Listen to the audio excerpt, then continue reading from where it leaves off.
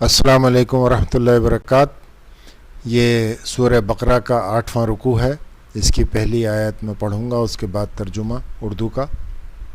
بسم اللہ الرحمن الرحیم۔ ان الذین آمنوا والذین حادوا والنصارى والصابئین من آمن باللہ والیوم الآخر وعمل صالحا فلہم اجرہم عند ربہم ولا خوف علیہم ولا هم یحزنون۔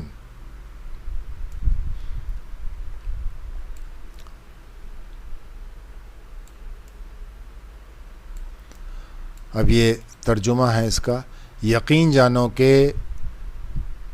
نبی عربی کو ماننے والے ہوں یعنی مسلمان، یا یہودی عیسائی ہوں، یہودی یعنی کہ جو تورات کو مانتے ہیں، عیسائی جو انجیل کو مانتے ہیں، یا صابی یعنی لامذہب لوگ، جو بھی اللہ اور روز آخر پر ایمان لائے گا اور نیک عمل کرے گا، اس کا اجر اس کے رب کے پاس ہے اور اس کے لیے کسی خوف اور رنج کا موقع نہیں ہوگا۔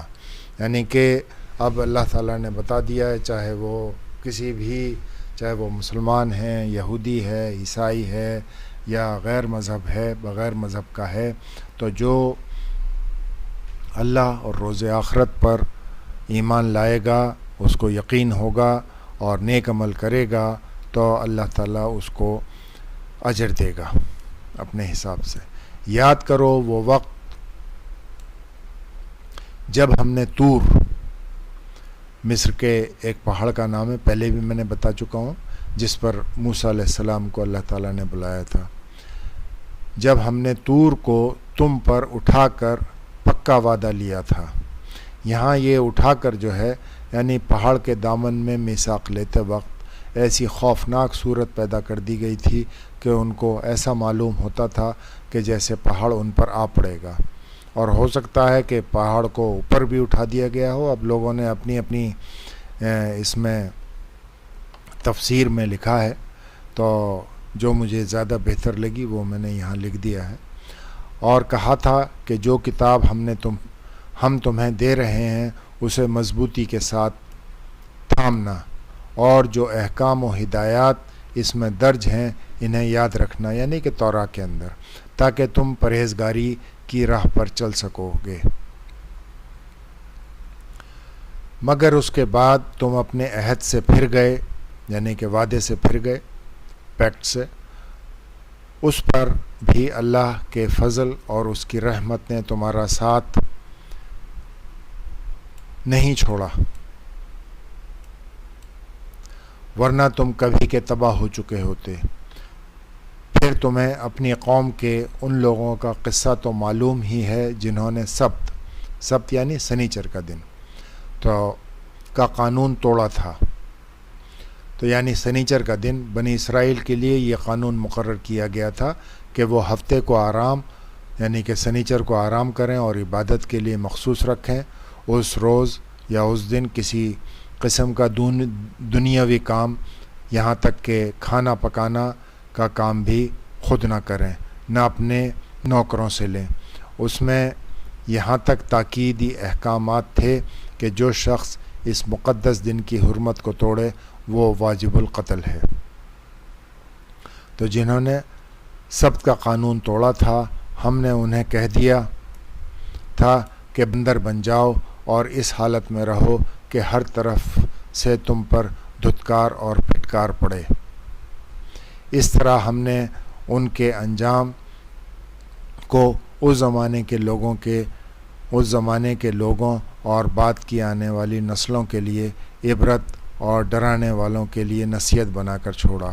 اب اس میں بعض مفسرین جو ہیں یہ سمجھتے ہیں کہ ان کی جسمانی حالت کو بگاڑ کر بندروں کی سی کر دی گئی تھی، اور بعض مطلب لیتے ہیں کہ ان کی ذہنی کیفیت جو ہے وہ بندروں کی سی پیدا کر دی گئی تھی، اور ان میں صفات جو ہیں وہ بندروں کی سی آ گئی تھیں۔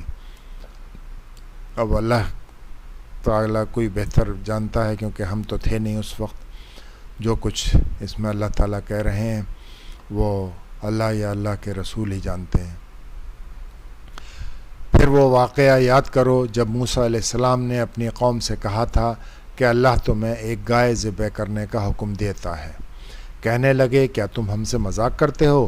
موسیٰ نے کہا میں اس سے اللہ کی پناہ مانگتا ہوں کہ جاہلوں کی سی بات کروں۔ بولے اچھا اپنے رب سے درخواست کرو کہ وہ ہمیں اس گائے کی کچھ تفصیل بتائے۔ موسیٰ نے کہا کہ اللہ کا ارشاد ہے کہ وہ ایسی گائے ہونی چاہیے جو نہ بوڑھی ہو نہ بچیا ہو، یعنی کہ بالکل بچہ بھی نہ ہو، جوان بھی بہت زیادہ جوان بھی نہ ہو اور نہ بہت زیادہ بوڑھی ہو، یعنی کہ بہت زیادہ نوعمر نہ ہو، بلکہ اوسط درجے کی ہو۔ اس لیے جو حکم دیا جاتا ہے اس کی تعمیل کرو۔ اب یہ گائے کا جو قصہ ہے وہ یہ ہے کہ جب انہوں نے اپنے زیوروں سے آگے آئے گا یہ تو وہ ایک بچھڑا بنا لیا تھا، کسی قوم کے قریب سے گزرے تھے تو وہ بھی گائے کی پوجا کرتے تھے، تو انہوں نے بھی وہ بنا لیا تھا، اور وہ ایک خاص طرح کی گائے تھی جس کو دیکھ کر کیا تھا، اور وہ انہوں میں تھی، تو اس کو وہ مبرک کہتے تھے۔ تو اللہ تعالیٰ نے کہا کہ بھئی ان کی اس بدعت کو توڑنے کے لیے اللہ نے حکم دیا تھا کہ تم گائے کی ایک قربانی دو۔ پھر کہنے لگے اپنے رب سے اور پوچھ دو، یہ اور پوچھ دو کہ اس کا رنگ کیسا ہو۔ موسیٰ علیہ السلام نے کہا کہ وہ فرماتا ہے زرد رنگ کی گائے ہونی چاہیے جس کا رنگ ایسا شوق ہو کہ دیکھنے والوں کا جی خوش ہو جائے۔ پھر بولے اپنے رب سے صاف صاف پوچھ کر بتاؤ کہ وہ گائے کیسی ہو، ہمیں اس کو چھانٹنے میں شبہ ہو گیا ہے، اللہ نے چاہا تو ہم اس کا پتہ پا لیں گے۔ موسیٰ نے جواب دیا اللہ کہتا ہے کہ وہ ایسی گائے ہو جس سے خدمت نہیں لی جاتی، نہ زمین میں جوتی جاتی ہے، نہ پانی کھینچتی ہے، صحیح سالم اور بے داغ ہو۔ اس پر وہ پکار اٹھے کہ ہاں اب تم نے ٹھیک پتہ بتا دیا ہے۔ پھر انہوں نے اسے ذبح کیا، ورنہ وہ ایسا کرتے معلوم نہ ہوتے تھے۔ اب تھوڑی سی تفصیل ہے جو میں نے ابھی بتائی بھی ہے۔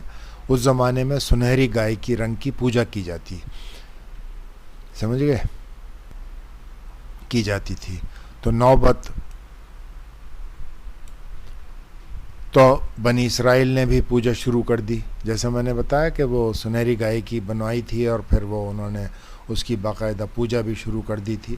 تو اللہ نے ان کے ایمان کو جانچنے کے لیے اس طرح کی گائے ذبح کرنے کا حکم دیا تھا، یعنی کہ جیسے اب انڈیا میں گائے کو جو ہے وہ کہتے ہیں کہ جی اس کو نہیں قتل کرنے کا یا نہیں ذبح کرنے کا ہے، نہیں مارنے کا ہے، تو اسی طریقے سے وہ لوگ تھے تو ایک خاص سنہری قسم کی گائے تھی اور وہ اس کو ہاتھ نہیں لگاتے تھے اور بہت ہی محترم اور متبرک سمجھتے تھے۔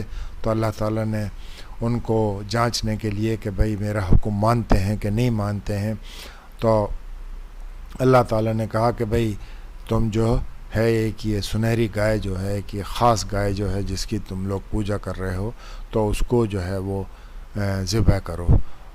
تو ذبح کرنے کا حکم دیا تھا اور ان کی بہانے بازیوں کے باوجود ان کو ذبح کرنا پڑا۔ تو انہوں نے کتنے بھی بہانے کر لیے تھے اور وہ پوچھتے رہے کیسی ہو، کیسا رنگ ہو، کیسی عمر ہو، کیسا اس کی اور خصوصیات ہوں، تو سب کچھ اللہ تعالیٰ نے جو ہے موسیٰ علیہ السلام کے ذریعے سے بنی اسرائیل کو بتا دیں، اور آخرکار وہ اس طرح کی گائے کو ذبح کرنے پہ مجبور ہو گئے تھے۔ تو یہ ہمارا 8واں رکوع ختم ہوا۔ وآخر الدعوانا الحمدللہ